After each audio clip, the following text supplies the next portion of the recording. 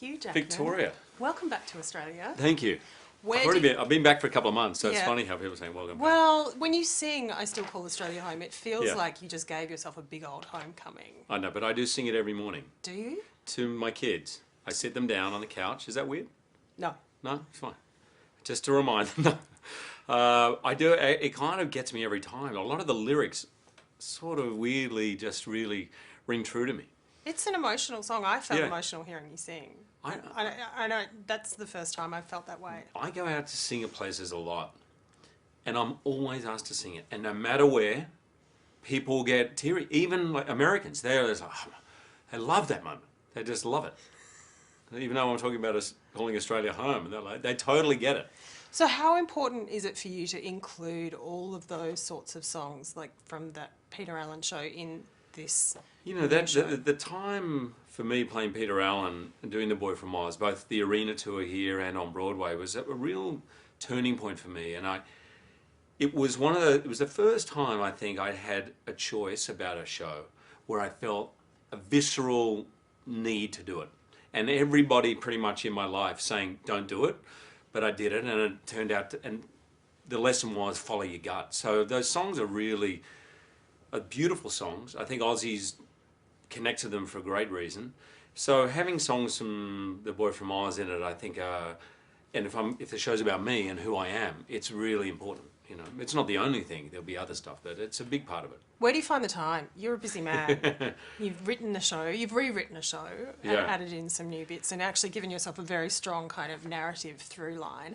Yeah. How do you do it? Well, the truth, Victoria, about the show is it's been 4 years, really.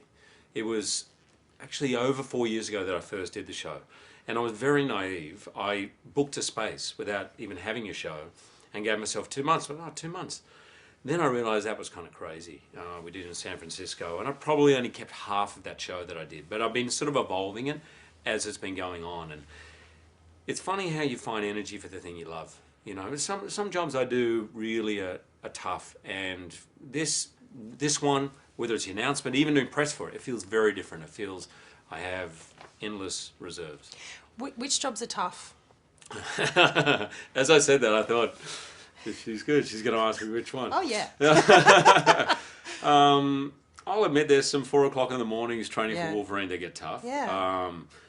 But there's some others I don't want to mention that have just either I've done it for the wrong reason or not sure why I did it, and then found myself halfway through going, don't think I should have done that. That's where it's hard. But this show like this has been something that's been in my head probably for 10 years.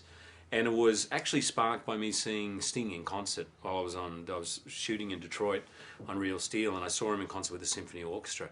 And Deb was like holding me. She was like, what's that? I said, I just want to get up. I just want to do this. She said, fine. That's when I booked the show, and it literally the next day. So this is something that has been effortless. Did I avoid your question well enough? A little bit. Ish. Is TV ever on your radar, given that it's having a yeah. golden age? Have you been approached about any series? You sound too busy, but... Yeah, no, I have been approached, and there's genuine pull to that, because I think with choice in this business, it's a weird thing. No one ever prepares you for choice. All they prepare you for in acting is, please, God, let's hope you can pay the rent, and say yes to everything, because you're probably going to get nothing. And all of a sudden you have choice. And for me, that's difficult. I'm indecisive. I kind of want to do everything. I'm a classic double booker in life, socially. I'm like... I love a triple threat. And there's just a lot of great things I want to do. So I got off track. What were we talking about? Choice? TV. Oh, TV. So I kind of made the decision to follow material, and particularly directors. I think film or TV is material and directors. And I agree with you. I think a lot of the better material, the edgier, riskier, better acting material is being found on TV these days. You obviously also like being on stage and being there by the skin of your teeth if you're asking for hecklers. That's, you know, something that not many people would do.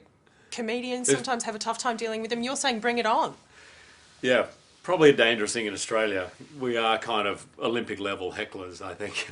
But no, I like it. I like it to feel relaxed.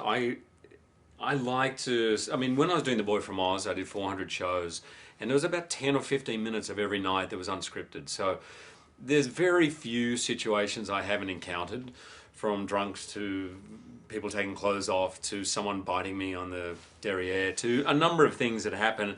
And weirdly, I like it.